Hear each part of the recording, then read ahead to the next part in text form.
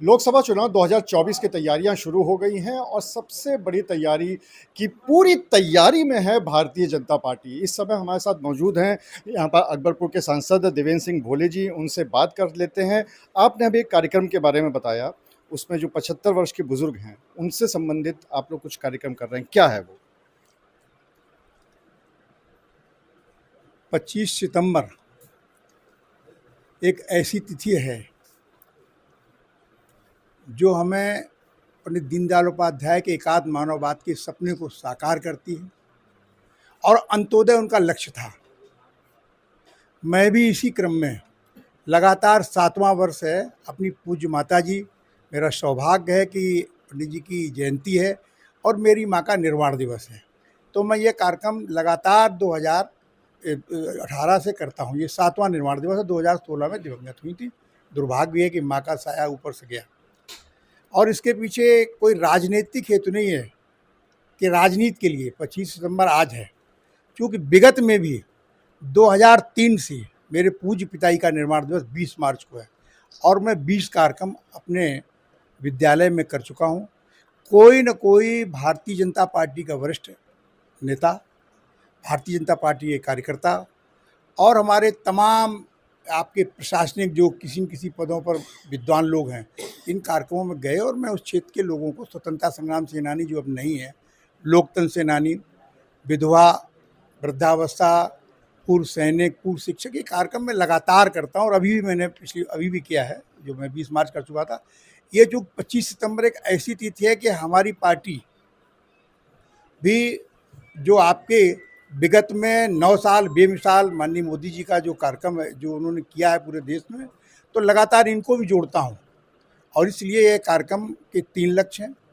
पंडित जी की जयंती पर गोष्ठी, भारत की सरकार जो मोदी जी के नेतृत्व में पंडित जी के एकात्म मानववाद के अंत्योदय के सपने को पूरा कर रही है, और पूज्य माँ का निर्माण दिवस, इसके उसमें पूरे अपने लोकसभा के प्रत्येक बूथ से 5 लोगों को आमंत्रित करके, जिनकी आयु 75 साल की हो, एक वॉलंटियर उनके साथ हो जो लेकर के आएगा और उसी सुरक्षा से उनको उनके स्थान पर भेजने का काम करेगा।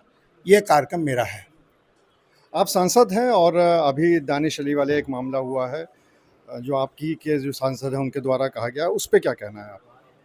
पार्टी ने उनको नोटिस दे दिया है और लोकसभा में हमारे वरिष्ठ नेता, देश के लोकसभा के उपनेता और हमारे रक्षा मंत्री जी ने, मैं बैठा था, उन्होंने पूरे उसमें खेद व्यक्त किया और मैं समझता हूँ कि इसकी अनावश्यक ये चर्चा नहीं होनी चाहिए।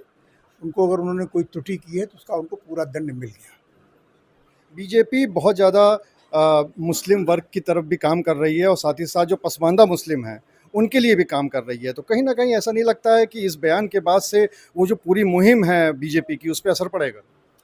ऐसा है कि ये बात, हमें भाषा की शालीनता का ख्याल रखना चाहिए और सभी को रखना चाहिए, हम सबको रखना चाहिए, और फिर वो तो हमारा लोकतंत्र का मंदिर है।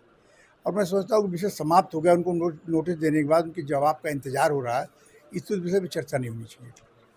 बीजेपी ने लगातार तैयारियां शुरू कर दी हैं, उसके तहत कानपुर में भी जो अलग-अलग जिला अध्यक्ष है, उनकी भी एक तरह से नई तैनाती हुई है, उनसे भी बात कर लेते हैं।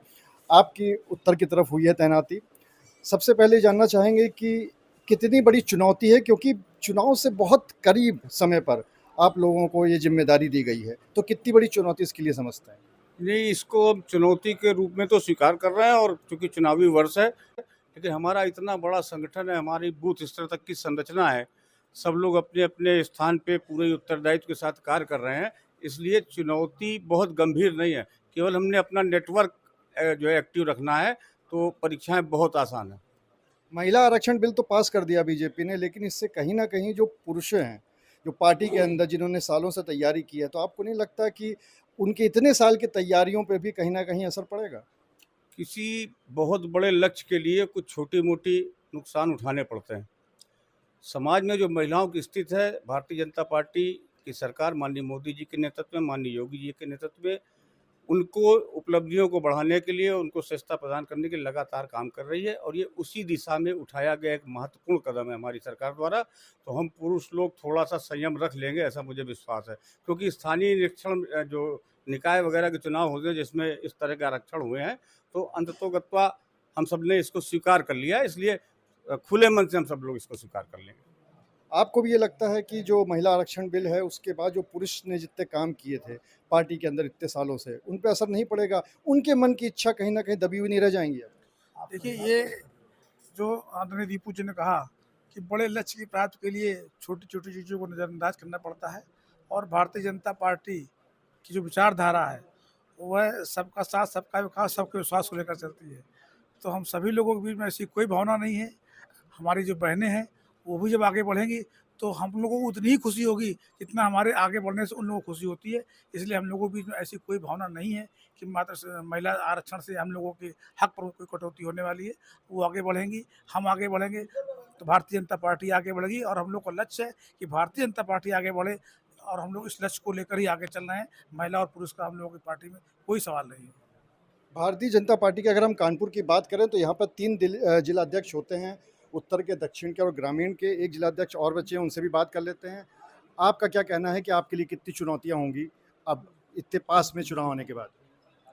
कोई चुनौती नहीं है, और जो चुनौती है भी हम लोग उसको स्वीकार करेंगे। हम बीजेपी का संगठन इतना मजबूत है कि हर चुनौती को स्वीकार करने के सक्षम है। अब की बार कितने पार? अब की बार 80 पार। तो भारतीय जनता पार्टी के नए जिलाध्यक्ष थे और साथ में सांसद थे, जिन्होंने कहा कि अगर दानिश अली वाला मामला देखा जाए तो उस पे उनसे जवाब मांग लिया गया है, नोटिस उनको जारी कर दी गई है, उस पर बात करने की ज़रूरत नहीं है। और साथ ही साथ जो तीनों जिलाध्यक्ष हैं, उनका ये कहना है कि उनके सामने चुनौती कोई बहुत बड़ी नहीं है और अब की बार भी उत्तर प्रदेश के अंदर लोकसभा में 80 सीटें वो लोग प्राप्त करेंगे। कैमरामैन शारिक खान के साथ अनुराग अग्रवाल, TV9 कानपुर।